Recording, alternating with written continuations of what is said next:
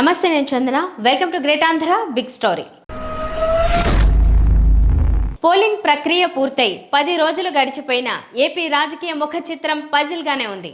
భారీ ఎత్తున పోలింగ్ నమోదైనప్పటికీ ఏకంగా 82% పోలింగ్తో ఏపీ రికార్డు సృష్టించినప్పటికీ ఫలితం ఎలా ఉంటుందనేది అంచనాలకు అంత తేలికగా అందనిదిగానే ఉంది. ఏపీ అసెంబ్లీ సార్వత్రిక ఎన్నికల ఫలితాలపై ఎవరి అంచనాలు వారికైతే ఉంటాయి.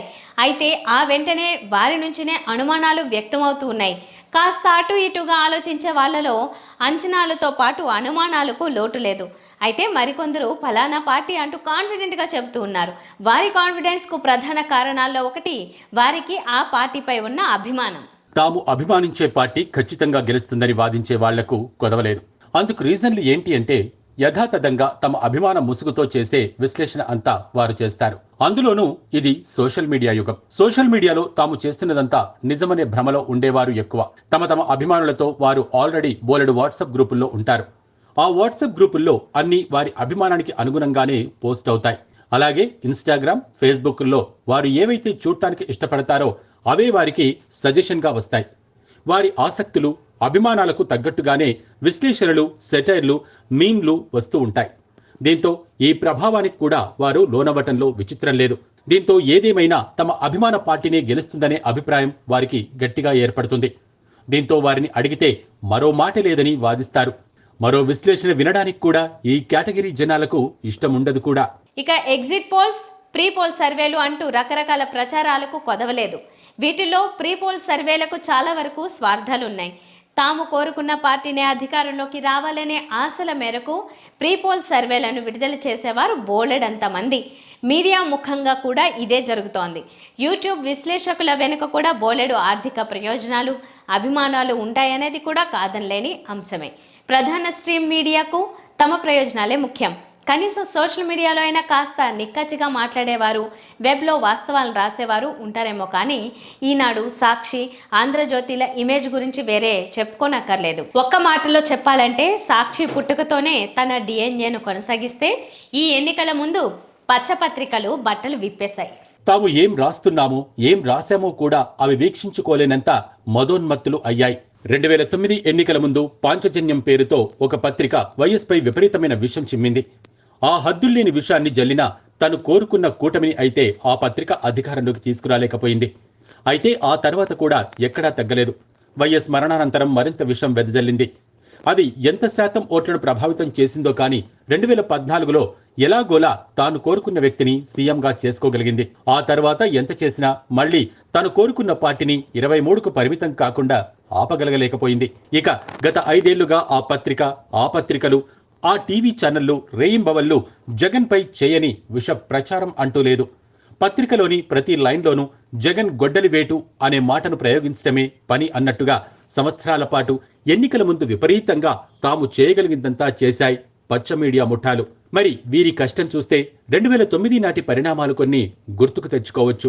ఇవన్నీ పక్కన పెడితే రాజకీయంగా వ్యూహాలు, సంప్రదాయ ఓటు బ్యాంకు, పొత్తులు వంటి విశ్లేషణల ప్రకారం చూస్తే ఈ ఎన్నికల్లో జగన్ను పచ్చముఠ ఆపలేకపోయిందేమో అనే అభిప్రాయం కలుగుతోంది. రాష్ట్ర విభజన జరిగిన తర్వాత జరిగిన 2014, 2019 ఎన్నికల ట్రెండ్స్ను బేరీజ్ వేసుకుని విశ్లేషిస్తే 2024 ఎన్నికల విషయంలో ఒక అంచనాకు రావచ్చు. ఆ అంచనా ప్రకారం జగన్కే మరోసారి పగ్గాలు అందే అవకాశాలు పుష్కలంగా కనిపిస్తున్నాయనిపిస్తుంది. ఏపీ ఎన్నికల్లో ప్రధానంగా 5 పార్టీలు పోటీ చేస్తాయి. అవి అధికార వైఎస్ఆర్ కాంగ్రెస్ పార్టీ, ప్రతిపక్ష టీడీపీ, జనసేన, బీజేపీ, కాంగ్రెస్. వీటిలో వైఎస్ఆర్ కాంగ్రెస్ పార్టీ ఒంటరి పోరుతో బరిలోకి దిగింది. తెలుగుదేశం, జనసేన, బీజేపీలు అధికారిక పొత్తు. ఇక కాంగ్రెస్ పార్టీతో తెలుగుదేశం పార్టీకి అనధికారిక పొత్తు నడిచింది. ఆ పార్టీలు, కూటములు ఎడాపెడా హామీలిచ్చాయి. ఓటుకు నోటుకు కూడా ఎక్కడా వెనకాడలేదు. వందల వేల కోట్ల రూపాయలు ఖర్చు పెట్టాయి.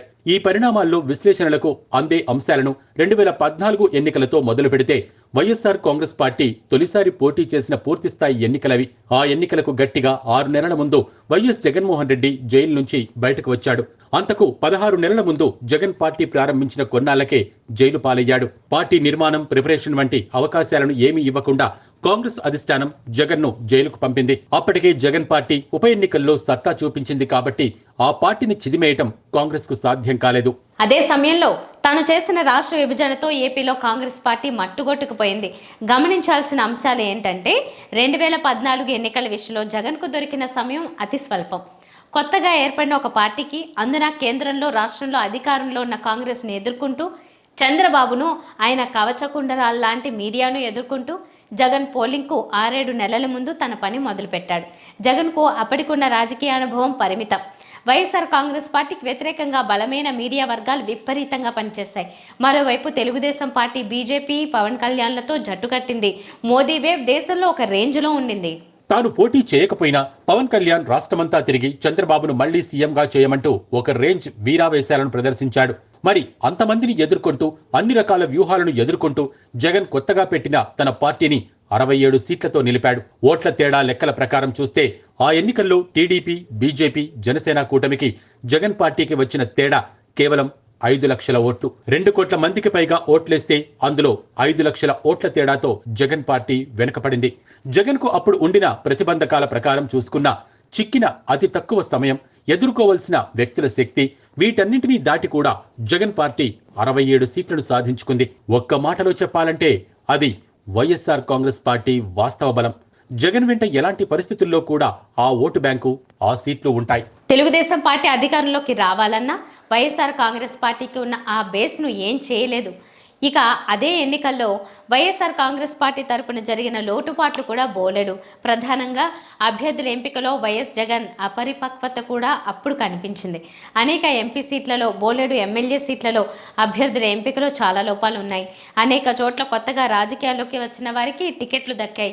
వాళ్ళేమో జగన్ను చూసి ఓటేస్తారు, ఇక తామేం చేయనక్కర్లేదు అన్నట్టుగా భావించారు. దీంతో అనుకూలమైన పరిస్థితులు ఉన్న అనేక నియోజకవర్గాల్లో కూడా వైఎస్ఆర్ కాంగ్రెస్ పార్టీ ఆ ఎన్నికల్లో ఓటమి పాలైంది. పోల్ మేనేజ్మెంట్పై దృష్టి సారించకపోవడం, గెలిచేస్తున్నామనే లెక్కల్లోకి వెళ్ళిపోవడంతో కూడా ఇదే తేడా వచ్చింది. ఇక అదే ఎన్నికల్లో చంద్రబాబు ఇచ్చిన రుణమాఫీ హామీ కూడా వైఎస్ఆర్ కాంగ్రెస్ పార్టీని అధికారానికి దూరం చేయడంలో కీలక పాత్ర పోషించింది. అంతా వైఎస్ఆర్ కాంగ్రెస్ పార్టీకి సానుకూలంగా ఉండిన అనంత వంటి జిల్లాల్లో ఆ పార్టీని చిత్తు చేయడంలో రుణమాఫీ హామీ కీలక పాత్ర పోషించింది. ఆ రుణమాఫీ అంశం ఆ తర్వాత చంద్రబాబును రైతుల్లో తీవ్రంగా పలుచన చేసింది. ఆయన హామీలన్నీ బూటకపు హామీలే అనే బలమైన అభిప్రాయం ఆ తర్వాత ఏర్పడటానికి ఆ హామీ మరో రకంగా పనిచేసింది కూడా. 2019 నాటికి సీన్ మారింది. చంద్రబాబుపై భ్రమలు పూర్తిగా తొలగిపోయాయి. అమరావతి హంగామా తెలుగుదేశం పార్టీని గెలిపించడం మాటుంచి నిండా ముంచేసింది. అది తమ సామాజిక వర్గం వాళ్ల కోసం చంద్రబాబు వేసిన ఒక రియల్ ఎస్టేట్ వెంచర్ అనిపించుకుంది. జగన్ పై పచ్చపాతపు ప్రచారాలను కూడా ప్రజలు ఇక చాలే అనుకున్నారు. 2019 ఎన్నికల నాటికి జగన్కు కూడా చాలా రకాలుగా జ్ఞానోదయం అయింది.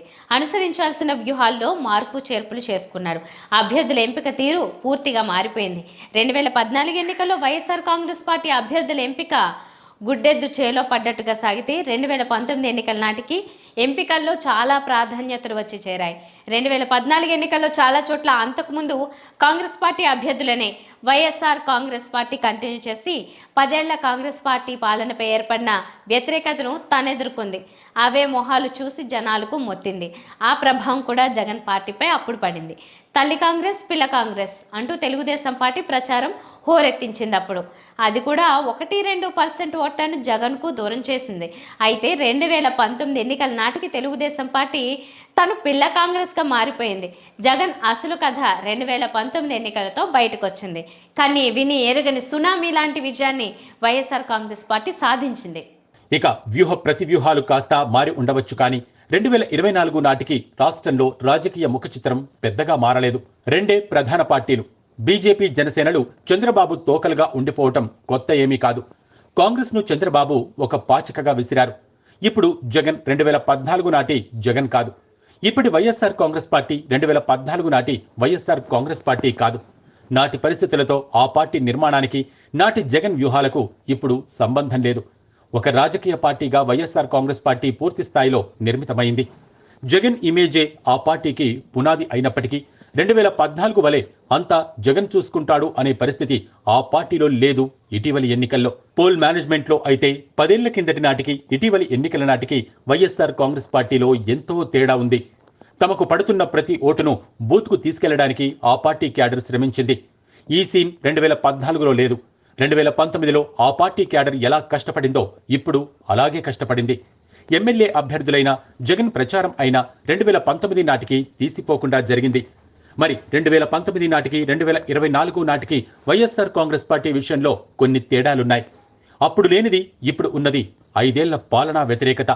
దీనికి ఎవరూ మినహాయింపు కాదు. 5 ఏళ్ల పాలన తర్వాత చంద్రబాబే 23 సీట్లకు పరిమితమయ్యాడు. మరి జగన్ దానికి మినహాయింపు ఎలా అవుతాడనేది ఒక ఆసక్తిదాయకమైన ప్రశ్న. 2014లో చంద్రబాబు సంపాదించుకున్న అధికారం వెనుక 1,00,000 సమీకరణాలున్నాయి, బోలెడు హామీలున్నాయి. మరి ఆ హామీలను కూడా చంద్రబాబు ఎక్కడా నెరవేర్చలేదు. ఏదో ఎన్నికలకు 2 నెలల ముందు కొన్ని హామీలను నెరవేర్చినట్టుగా చూపించి తన తీరును జనాలకు అర్థమయ్యేలా చేసుకున్నాడు. అదే ఆయన రాజకీయానికి పెనుశాపంగా మారింది. ఎన్నికల నాటికి మోడీని తిడుతూ కొత్త అజెండాను సృష్టించుకుని జనాల్లోకి వెళితే గెలిచేయవచ్చని రాంగ్ క్యాలిక్యులేషన్స్ చేశారు. ప్రజలు అన్నీ గమనించి వాత పెట్టారు.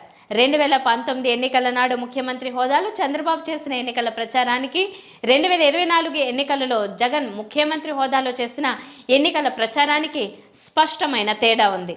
వాళ్ళను వీళ్లను బూచిగా చూపెట్టి ఉన్న ఫలానా కాంగ్రెస్ను నెత్తికెత్తుకుని చంద్రబాబు అప్పుడు ముఖ్యమంత్రి హోదాలో ప్రచారం చేస్తే నా పాలన నచ్చి ఉంటేనే ఓటేయండి లేదంటే వద్దంటూ ముఖ్యమంత్రి హోదాలో జగన్ ప్రచారం చేశాడు. చంద్రబాబు ఎప్పుడూ నెగిటివ్ ఓటు బ్యాంక్ను నమ్ముకుంటే జగన్ పాజిటివ్ ఓటు బ్యాంక్ను నమ్ముకున్నాడు. నేనిచ్చిన హామీలు అమలయ్యి ఉంటే ఓటేయండి, నేను చేసిన పనుల వల్ల మీకు ప్రయోజనం కలిగి ఉంటే ఓటేయండి, నా పాలన మళ్ళీ కావాలంటే ఓటేయండి అంటూ జగన్ ప్రచారం పూర్తి పాజిటివ్ టోన్లో సాగింది. ఒక రాజకీయ నాయకుడికి ఇలా ప్రచారం చేసుకోవాలన్నా ధైర్యం ఉండాలి. ఏపీలో దశాబ్దాల కాంగ్రెస్ పార్టీ సాంప్రదాయ ఓటు బ్యాంకును పూర్తిగా జగన్ తన వైపుకు తిప్పేసుకున్నాడెప్పుడో.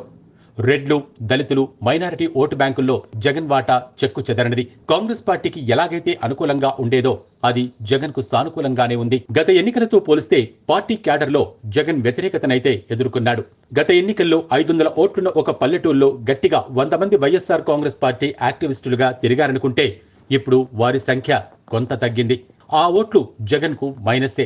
ఇదే సమయంలో గత ఎన్నికల్లో టీడీపీతో తిరిగిన వారు కొందరు వైఎస్ఆర్ కాంగ్రెస్ పార్టీ వైపు వెళ్లారు. అయితే వీరికన్నా సంక్షేమ పథకాల లబ్ధిదారులే జగన్ కు బాసటగా నిలిచారని గ్రామీణ పోలింగ్ ట్రెండ్స్ స్పష్టం చేస్తున్నాయి. సంక్షేమ పథకాలను దృష్టిలో ఉంచుకుని ఓట్లేసేవారు ఏపీలో ఎప్పుడూ ఉన్నారు. 2019 ఎన్నికల్లో చంద్రబాబుకు ఓటేసిన వారిలో కూడా సంక్షేమ లబ్ధిదారులున్నారు. వారి ఓట్లైనా పడ్డాయి కాబట్టే టీడీపీకి అప్పుడు 23 సీట్లైనా వచ్చాయి. అలా చంద్రబాబు ఇచ్చింది తీసుకున్నామన్న భావనతో అప్పుడు టీడీపీకి ఓటేసిన వారిలో కూడా గత 5 ఏళ్లలో జగన్ పథకాల లబ్ధి ఎక్కువగా ఉంది కాబట్టి ఇప్పుడు వారిలో వైఎస్ఆర్ కాంగ్రెస్ పార్టీ వైపు మొగ్గు చూపారు. సంప్రదాయ ఓటు బ్యాంకు, జగన్ సంక్షేమ పథకాల లబ్ధిదారులు, పోల్ మేనేజ్మెంట్, చంద్రబాబు విశ్వసనీయతను పూర్తిగా కోల్పోవడం, కూటమి తరపున అభ్యర్థుల ఎంపిక జరిగిన లొల్లి వెరసి వైఎస్ఆర్ కాంగ్రెస్ పార్టీకి విజయంపై విశ్వాసాన్ని ఇస్తున్నాయి. వీటిని పరిగణలోకి తీసుకుంటే 5 ఏళ్ల పాలనలో సహజంగా వచ్చే వ్యతిరేకత, కేడర్లో కొంత చిల్లు పడటం వంటి మైనస్లను పరిగణలోకి తీసుకుంటే జగన్ 2019 ఎన్నికల ఫలితాలతో పోల్చినప్పుడు కొన్ని సీట్లను కోల్పోయినా 110 సీట్ల వరకు సాధించి మరోసారి అధికారాన్ని చేపట్టే పరిస్థితులు కనిపిస్తూ ఉన్నాయి.